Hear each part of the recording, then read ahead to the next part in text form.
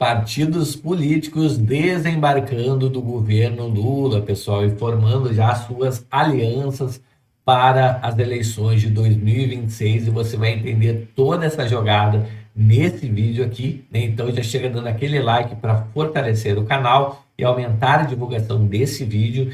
E a gente já começa aqui as notícias de hoje com União Brasil e o PP, né, ainda controlando 140 cargos estratégicos enquanto preparam o desembarque do governo Lula. Pois é, pessoal, acho que até demorou para acontecer isso aí, mas tendo em vista a proximidade com as eleições já de 2026, a gente já está se encaminhando para o final do ano, aqui a gente já está, bem dizer, em outubro, né? E agora faltam poucos meses aí para as eleições de 2026 e ninguém quer estar atrelado a um governo que não conseguiu entregar absolutamente nada, pessoal. Em 4 anos, se você é canhota, se você é de esquerda, me conta nos comentários aí o que esse governo do Lula conseguiu entregar até agora, além de aumento de impostos e gastança atrás de gastança. Bom, o pedido para que os aliados deixem seus postos partiu das cúpulas das duas siglas e já desperta interesse em outras legendas em ocupar o espaço que ficará vago, só se for do PSOL, PCdoB e coisa do tipo, né?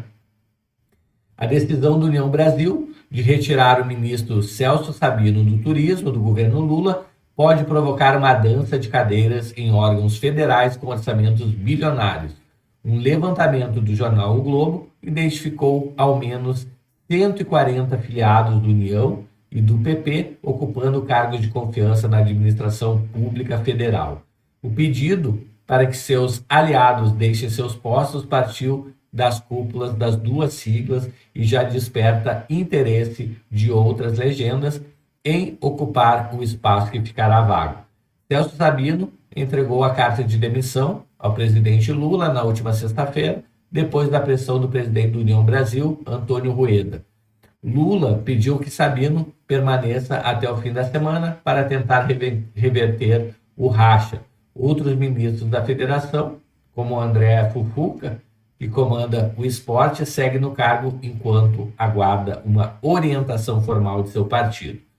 Pessoal, é muita queimação de filme, né? Continuar neste governo, né? O PP e o União Brasil avaliam que se saírem agora, ainda dá tempo de reverter alguma coisa para as próximas eleições.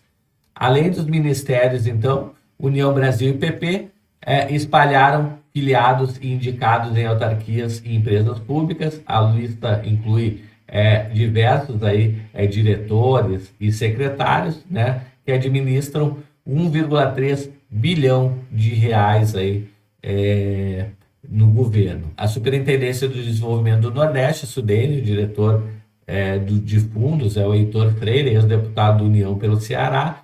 E a gente vê, pessoal, realmente diversos atores políticos que acabam sendo encaixados em cargos no governo, né? Esse governo que já é tão inchado e aparelhado. Então aqui o que fala que Bolsonaro versus Lula, né? Ambas as legendas tinham mais filiados no fim do governo Jair Bolsonaro. A presidência caiu no início da gestão do petista, quando Lula enfrentou dificuldades para montar a base aliada, mas voltou a crescer com a abertura de espaço para parlamentares da União e do PP. Só nos últimos 2 anos, o PP ganhou 12 novos indicados e a União 19. Então tá aí, né, a gente vê partidos já que fazem parte do governo Lula desembarcando do governo, né? Próxima notícia aqui, a gente viu ontem o secretário de Comércio dos Estados Unidos, do Donald Trump, dizendo em claro e bom tom que é preciso consertar o Brasil. Exatamente isso que você ouviu. Secretário de Comércio do Donald Trump falando que é preciso consertar o Brasil. Você vai entender nessa matéria aqui. Então, pessoal, o Howard Lutnick, né, dos Estados Unidos, lá o secretário de Comércio, diz que é preciso consertar o Brasil e um monte de países que prejudicam comercialmente os Estados Unidos. A declaração foi dada numa entrevista no sábado passado e o Lutnick citou o Brasil, Suíça e Índia entre os países que precisa consertar. Esses países precisam reagir corretamente aos Estados Unidos, aos seus mercados, parar de tomar ações que prejudiquem os Estados Unidos, e é por isso que estamos em desvantagem com eles. De acordo com o secretário, as tarifas aplicadas por Trump serão mantidas até que esses países abram seus mercados e, com isso, entendam que, se querem vender para os consumidores americanos, é preciso negociar com o presidente dos Estados Unidos, coisa que o Lula não tem feito, né, pessoal? O Lula, basicamente, ele tem falado mal do Trump desde que assumiu o cargo. Antes do Trump ganhar as eleições, ele já vinha falando mal do Trump, né? E só piorou, né, pessoal, fugindo do Trump em todas as oportunidades. Vamos ver agora se vai acontecer essa reunião, mas também não espero nada demais, porque o Trump quer uma liberdade, né, de redes sociais no Brasil e também liberdade do Jair Messias Bolsonaro.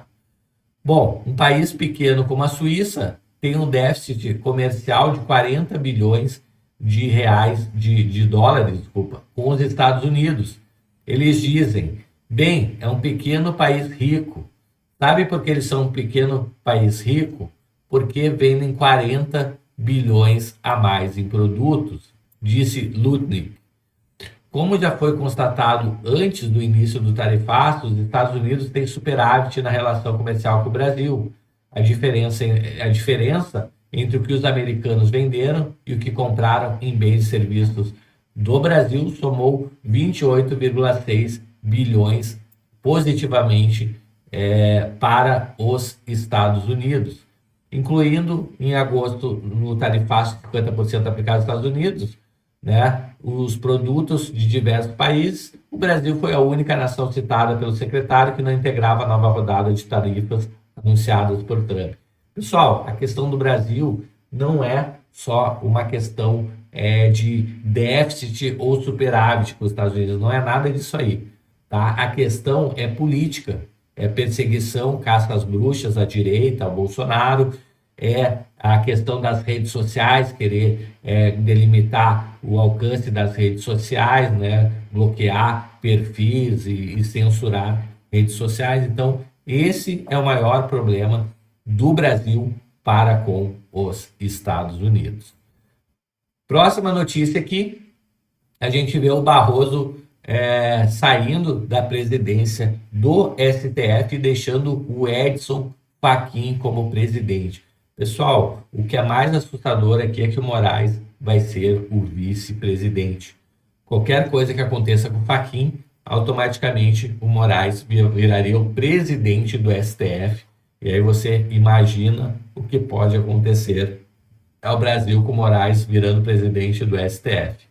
Então, ministro da Lava Jato, relator da Lava Jato, será o 72º a ocupar a presidência da corte. Fachin, né, que a gente sabe que ele tem um viés comunista, um viés esquerdista muito forte, né, pró-Lula. Então, ele assume aqui a presidência do STF. Então, o ministro Edson Fachin toma posse como presidente do Supremo hoje, às 16 horas, com transmissão ao vivo na cerimônia do canal no YouTube do Supremo. Ele vai ocupar o lugar do Barroso pelo próximo biênio, ou seja, de 2025 a 2027. Na mesma solenidade, o Alexandre de Moraes será impostado como vice-presidente, pessoal. Então, aos 67 anos, né, o Fachin será o novo presidente da corte. Fala um pouquinho aqui sobre o Edson Fachin, né? E muito a gente vai ouvir a partir de agora sobre o Edson Fachin, né? Então, falando aqui um pouco da carreira, né? Relator de ações penais como da trama golpista, né? Antes de chegar ao STF, Moraes também ocupou diversos cargos aqui, como secretário de Segurança Pública e de Transportes de São Paulo. Tá aí, pessoal. Então, Edson Fachin, presidente, Alexandre de Moraes, vice. Me diz o que você acha nos comentários. Chegou até aqui no vídeo, né? Se inscreve no canal, habilita o sininho de notificações, né? Me conta tudo aí, o que você acha desse novo presidente do STF. Você acha que vai mudar alguma coisa? Você acha que não vai mudar nada? Me conta tudo aí, eu vou ficando por aqui. A gente se vê logo mais em próximo vídeo. Até mais, tchau, tchau.